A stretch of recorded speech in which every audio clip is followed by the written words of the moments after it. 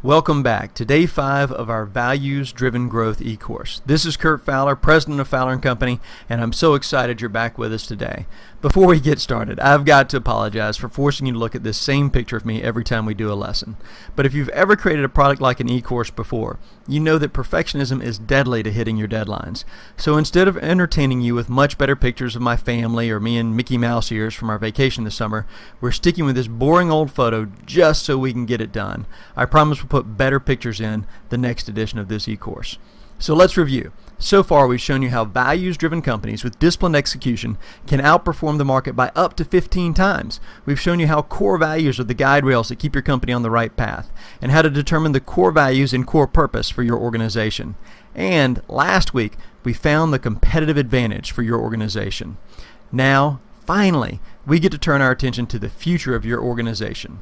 We'll start with the big, hairy, audacious vision for your organizational future. Jim Collins calls it a BHAG, a goal instead of a vision, but we'll stick with BHAG for now. A vision consists of two parts: a vision statement, which is a short, concise statement of your organization's future state, and a vivid description, a list of words and phrases that describes what the future looks like. So the vision statement is short and catchy. It's your tagline. It's how everybody knows where your organization's going. And that vivid description really gets into the details. It tells you all the guts of it. It tells you what it looks like, smells like, feels like when you hit this huge goal for your future. For the sake of time in this e-course, we're going to focus on the vision statement. The vivid description is something that you can fill in after we're done. But today, if we get the vision statement right, we've really accomplished a lot. So, let me tell you the 5 steps to your BHAV. First step, gather senior staff and key employees. Ask them to define success in 5, 10, or 15 years from now. This used to be a 30-year exercise. We would always ask organizations to look out 30 years at least, so you could really look to the farthest horizon of the organization. But with the speed of change and the speed of business these days, and so many companies have such a huge technology component to them, the vision for the future is really hard to catch 30 years down the road. So I have a lot of my clients now going back to 5 years, 10 years, 15 years. As far as you can see into the organization's future, go that far. Ask your senior staff and your key employees to define success at that date. Get those results back. Pair up similar ideas. Pick the best and test the best idea against the following checklist. First question, is it inspiring? Does it give employees a sense of purpose? Is it clear, compelling, and easy to grasp? Will you be able to tell when you have achieved it? Will you know when you've crossed the finish line, when you've broken the tape of the race? This is going to take a massive amount of effort for your organization, so you've got to give them a definite finish line because everybody's going to be ready to celebrate and take a break when you get there. Now the next question or check is it a stretch goal? Is there only a 50 to 70% chance that you can meet this goal? It seems odd to set goals that you've only got a 50 to 70% chance, but it can't be called a stretch goal if you know you're going to be able to meet it. So it's got to be something that's going to drive the best from your people in your organization. It's got to make them dig deeper, get more creative than ever to reach this amazing goal. Which really leads to the next point. Will it require a quantum leap in the capabilities and characteristics of the organization? Think back to Kennedy's moon launch, the vision to put a man on the moon, what that took of our country. We're talking about those kinds of goals. To help you along, I want to throw out a few examples from some great companies. Heinz, the ketchup people, their vision, or their big, hairy, audacious vision or goal, whatever you want to call it, is to be the world's premier food company, offering nutritious, superior tasting foods to people everywhere.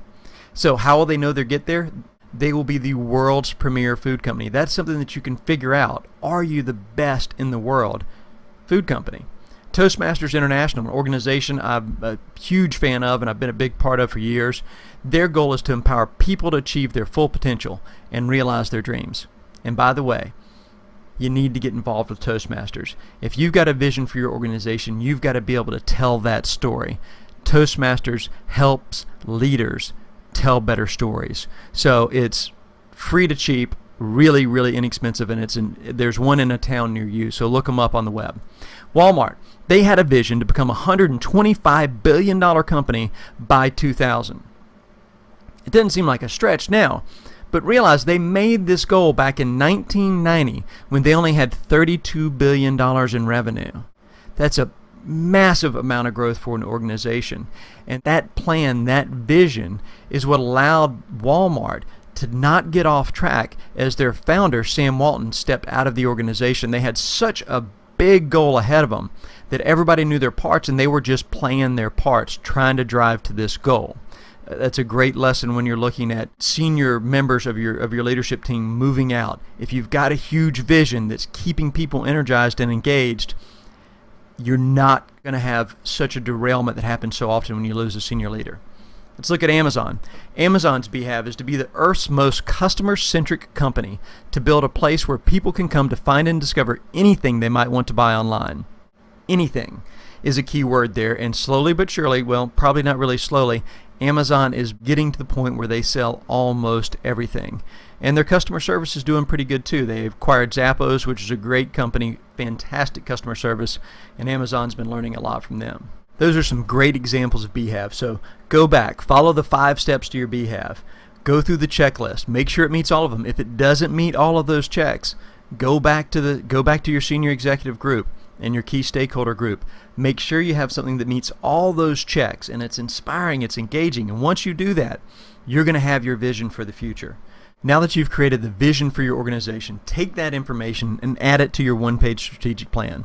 Now we figured out your core values, so you should have that filled in. Your core purpose. Last week we worked on your brand promise, also known as your competitive advantage. And today we figured out your BHAV.